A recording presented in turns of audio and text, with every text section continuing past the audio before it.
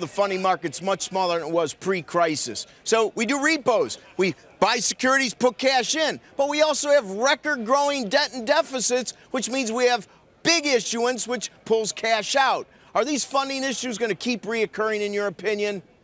So firstly, Rick, I don't think any of these funding issues are real strains on capital markets activity. I think they're largely technical in nature. I think this has been well documented, well explained. It's due to record Treasury issuance. It's due to technical factors related to tax payments.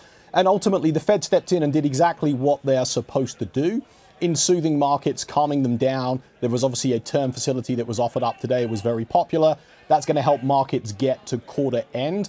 And I really don't think that we're signaling anything worse that's going to happen from here, although I do expect that the Fed will continue to proceed with these operations so long as there is any signs of there being any stress in repo markets.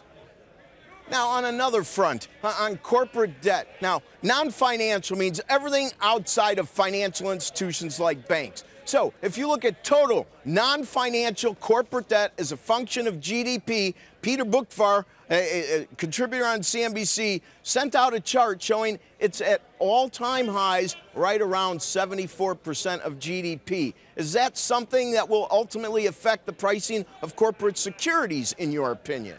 So there's been a number of structural changes that have enabled the growth in this leverage throughout this cycle.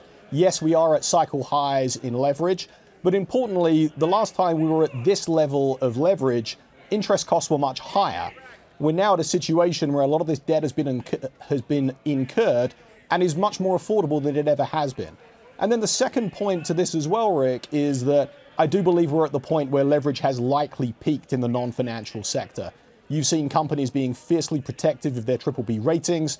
You've seen large cap, large debt stock borrowers actively looking to delever and reduce their funding footprint. And all of this together, I think, has made our market in investment grade an incredibly attractive place for investors to park their cash. You know, Johnny, we had a wild ride in August in the fixed income, specifically the sovereign debt markets. We plunged in a 10-year note yield from well above 2% to right around 146. Do you think, moving forward, that we're going to continue to see downward pressure on rates? And is it mostly due to capital flows, in your opinion? Or is there something nefarious it's trying to broadcast regarding the state of the economy, whether it's global or U.S., or maybe just global?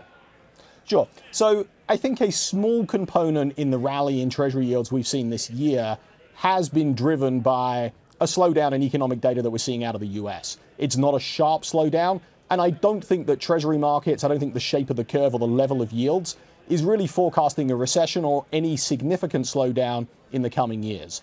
I think the majority explanatory variable behind the rally that we've seen has been because of the slowdown outside of the U.S., the negative yielding debt complexes outside of the U.S., and capital flows into U.S. fixed income, because quite simply, we're one of the few countries in the world that has positive underlying government bond yields.